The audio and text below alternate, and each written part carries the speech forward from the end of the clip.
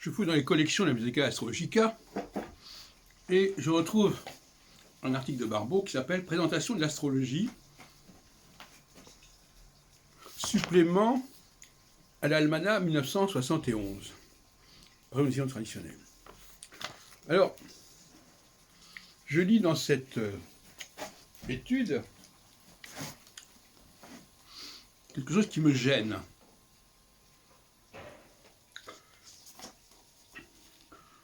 Lorsqu'en 1666, un édit de Colbert refoula celle-ci de l'Académie des sciences, il en fut tout autrement.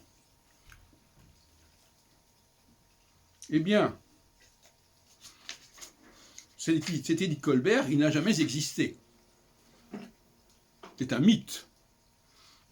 Colbert n'a absolument pas interdit l'astrologie à ce moment-là, et je l'ai d'ailleurs prouvé en publiant dans mon ouvrage de 1993, consacré au XVIIe siècle, des séances de l'Académie des sciences qui s'occupaient de l'astrologie.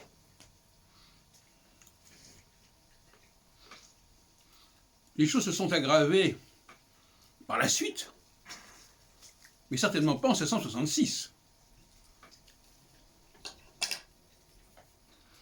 Donc, là, il s'agit d'une... Je ne sais pas qui a introduit cette erreur.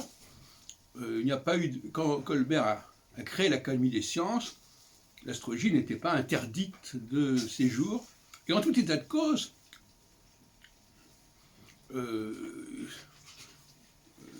ça n'empêchait pas les étudiants de publier, puisque même Eustache Le Noble, auquel s'est tellement intéressé à ma suite, Béatrice Guinard, publiait dans les dernières fins du XVIIe siècle un très gros ouvrage consacré en partie à l'astrologie.